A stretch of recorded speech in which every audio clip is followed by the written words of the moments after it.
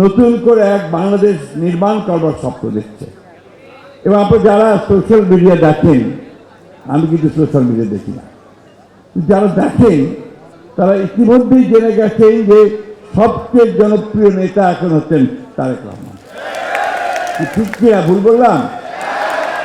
সুতরাং আমরা অনেক অনেক ভাগ্যবান যে আমরা একটা দীর্ঘ 18 বছরের ফ্যাসিস্ট নির্যাতনের পরে আমাদের যখন রাষ্ট্র ভেঙে চুরমার হয়ে গিয়েছিল, গণতন্ত্রকে ধ্বংস করে দিয়েছিল, আমাদের অর্থনীতি যখন একেবারে ভঙ্গুর হয়ে গিয়েছিল, তারপরে জনগণের সমর্থনে একটা নির্বাচনের মাধ্যমে আমরা এমন একজন নেতা পেয়েছি যিনি এখন আমাদের স্লোগান দিচ্ছেন যে স্লোগানটা কি?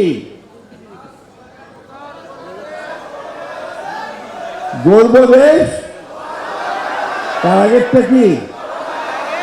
হ্যাঁ, সবার আগে।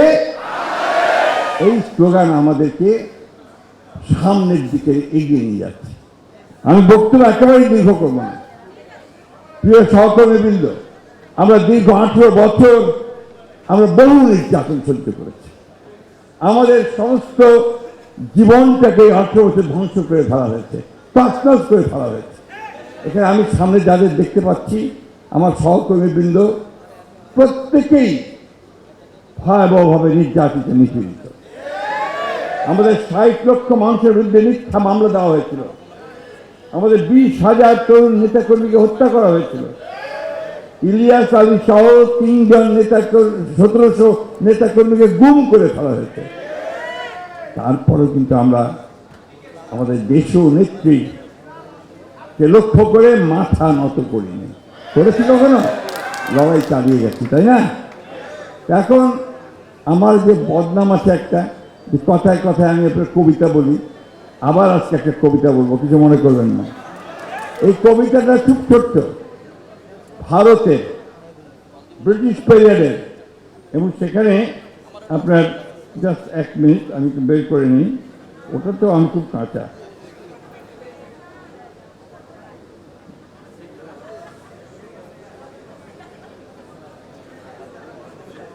যাক, মনে পড়ছে না, বের করতে পারছি না।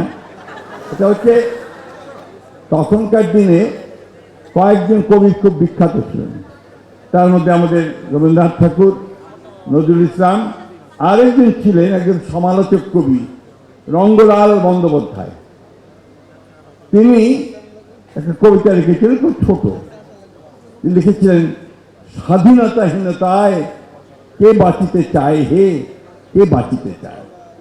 আসলে আমরা প্রতিটি মানুষই আমরা স্বাধীনভাবে বাঁচতে চাই। আর আমরা বাংলাদেশের এই অঞ্চলের মানুষ, আমরা প্রতিবার লড়াই করেছি স্বাধীনভাবে বেঁচে থাকার জন্য। সে ব্রিটিশ পিরিয়ড থেকে পাকিস্তানের জন্য আন্দোলন করেছি, পাকিস্তানের বিরুদ্ধে আন্দোলন করেছি, একটার পর একটা সংগ্রাম করেছি, লড়াই করেছি, বুকের তাজা রক্ত ঢেলে দিয়েছি। সবশেষে 1971 সালে এই যে এখানে আমাদের বীর মুক্তিযোদ্ধা নজরুল ইসলাম খান বসে আছেন, আমাদের ডক্টর মোশাররফ বসে আছেন, এখানে আরো কয়েকজন আছেন যারা এই মুক্তিযুদ্ধের সঙ্গে সম্পৃক্ত, সামনে আছেন। আমরা লড়াই করেছি, বন্দুক নিয়ে লড়াই করেছি, এই কথাটা মাথায় রাখতে হবে। এবং কাদের বিরুদ্ধে লড়াই করেছি? পৃথিবীর অন্যতম শ্রেষ্ঠ সেনাবাহিনী পাকিস্তান হানাদার বাহিনীর সঙ্গে লড়াই করেছি। শেষ পর্যন্ত আমরা জয়লাভ করেছি, স্বাধীন একটা দেশ হয়েছে। কিন্তু বন্ধুগণ, আজকে 55 বছর পরে আবার সেই অপশক্তি মাথা চাড়া দিয়েছে। আবার সেই শক্তি যারা সেদিন পাকিস্তান হানাদার বাহিনীকে সহযোগিতা করেছিল, যারা সেদিন আমাদের ভাইদেরকে হত্যা করতে সহযোগিতা করেছিল, যারা আমাদের মা বোনদের সম্ভ্রম নষ্ট করতে সহযোগিতা করেছিল, তারা আজকে আবার নতুন চেহারায় নতুন ভ্রমে আপনার হাজির হয়েছে। বন্ধুগণ, এটা আমাদেরকে সাবধান থাকতে হবে। আমাদের স্বাধীনতাকে যেন সংহত করতে চাই, আমাদের যে সংগ্রাম লড়াই আমাদের নেতা তারেক রহমান সাহেব শুরু করেছেন নতুন বাংলাদেশ গড়ার, সেই লড়াই যেন জয়লাভ করতে চাই, তাহলে অবশ্যই অত্যন্ত সতর্কতার সঙ্গে সেই অপশক্তিকে পরাজিত করে স্বাধীনতার শক্তিকেই আমাদের সামনের দিকে এগিয়ে নিয়ে যেতে হবে বন্ধুগণ। সেখানেই আমাদের সাফল্য। আমরা সবাই খুব আশাবাদী। আমরা সবাই আমাদের নেতা তারেক রহমানের উপরে প্রচণ্ড রকমের আশাবাদী। তিনি আসার পরেই মানুষের মধ্যে যেভাবে একটা আলোড়ন সৃষ্টি করেছেন, আশা জাগিয়ে তুলেছেন। এসে নেমেই কি বললেন, আই হ্যাভ এ প্ল্যান। অন্য রাজনৈতিক কথা বললেন না, তিনি প্রতিশোধের কথা বললেন না, প্রতিহিংসার কথা বললেন না, বললেন যে আই হ্যাভ এ প্ল্যান। আমি একটা পরিকল্পনা নিয়ে এসেছি দেশটাকে গড়বার। এবং নির্বাচনের পুরো সময়টা এই প্রচারণা আমরা করেছি।